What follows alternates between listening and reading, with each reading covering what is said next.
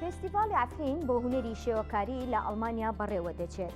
فێستیڤاڵەکە لە سەرەتای مانگی ئابەوە دەستی کردووە بە وەرگرتنی تابلۆکان و تا سەرەتای مانگی ڕابردوو پرۆسەکە بەردەوام بووە. لەو ماوەیەدا 150 تابلۆ لە چەندین وڵاتی جیهانەوە وەرگیراوە و لەلایەن لیژنەیەکی پسپۆرەوە لە کۆی ئەو تابلۆیانەی ڕەوانەی فێستیڤاڵەکە کراون، 4 تابلۆیان لە شۆرلیستی تابلۆکاندا ماونەتەوە کە ئەوانیش خەڵات وەردەگرن. ئامانجی فێستیڤاڵەکە پشتیوانیکردنە لە بەهرەی گەنجەکان لە بواری هونەری شێوەکاریدا.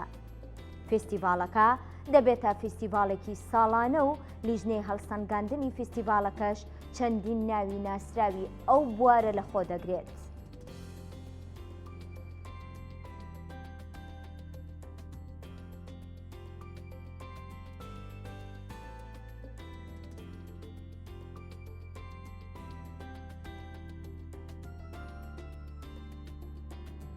لەوبارەیەوە ڕاستەخۆ خات و زێرین جومعەمان لە گەڵا ڕاگەاندنی فێستیڤاڵ لە ئەڵمانیاوە. زارین خان سڵاو لێبێ. گەلێک سپاس ji bo te سلااو لە بۆ te و لە بۆ کەناڵی کورسات نیوز هەروەها لە بۆ بینەرەکانتان. زۆر سپاس. زارین بیرۆکەی ئەم فێستیڤاڵە چۆن سەری هەڵدا؟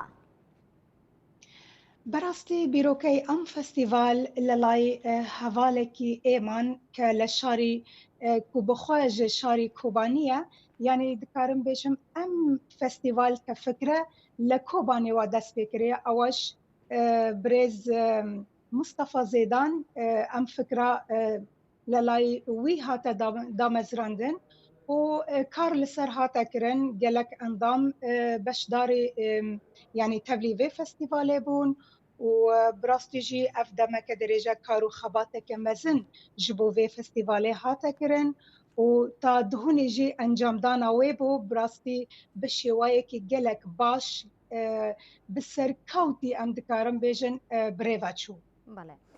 زارین ئەم فێستیڤاڵە فێستیڤاڵێکی شێوەکاریە. بۆچی بەناوی ئەو شارەی کوردستانەوە ناونرا؟ ڕاستە بەڵام ئەو شارەی کەمان هەلبژارد ناوەکەی عەفرین براستیژی عەفرین بخوای چیایی کورمنج بخوا تابلۆیەکی جوانە، تابلۆیەکی تێر و تژیە ji gelek berheman ji ber wê jî herwiha wekû em hemî jî dizanin ku عەفرین ئێستا birîndar e dagirker e leber wê jî êman xwast ke nawî عەفرین لە ئەم فەستیڤالê lêkin. چالاکیەکانی لە فێستیڤاڵەکەدا بەشدارن جگە لە چالاکی هونەری شێوەکاری. ئەوانەی ترکە ئەو هونەرانی ترکە بەشدارن چین؟ براستیژی وەکو من ئاماژەبەری vêjî pêkir ku dihûnî encamdana vê festîvalê bû piştî kedeke mezin û ji kar û xebateke mezin lê di wê rojê da gelek berhemên hunerî li xwe girt em festîval wekû di grûpên hunerî hebûn, grûpek ji herêma Efrînê û grûpek jî ji hunermendên herêma Kobanê, herwiha di komên folklorî hebûn ku her du jî ji herêma Efrînê bûn û ji bilê wê jî karê destan dibêjin tedrîs ew şixulê ku destan dê te çêkirin li ser paçan ew jî hebû li ser mêzeyê hatibû danîn tiştekî pir xweş bû.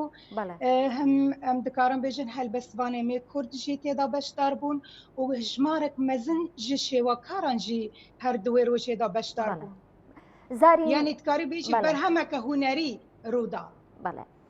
زارین ئامانج لە دروستکردنی ئەم جۆرە فێستیڤاڵە لە چیدایە؟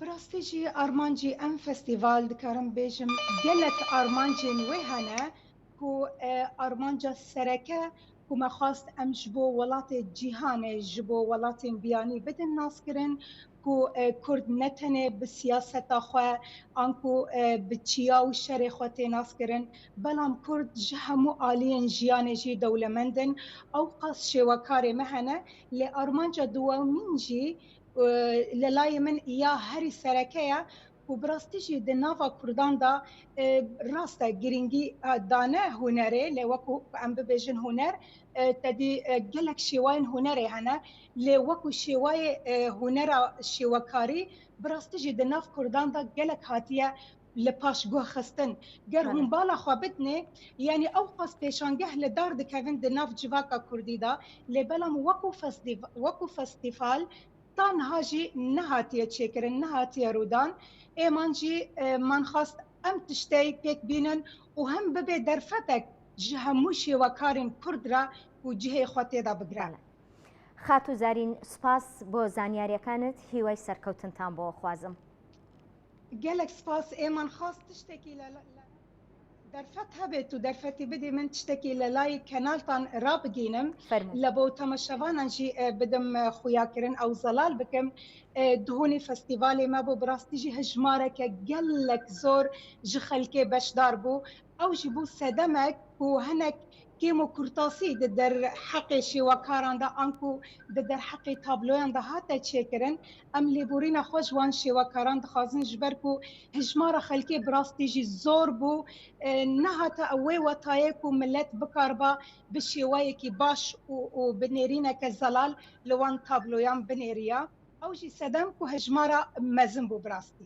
دووبارە هیوای سەرکەوتنتان بۆ خوازم سپاس کەڵەکەڵمان ئامادە بوو. gelek spas ji bo we û spas carekê din hûn hêjane. سپاس بۆ تۆش.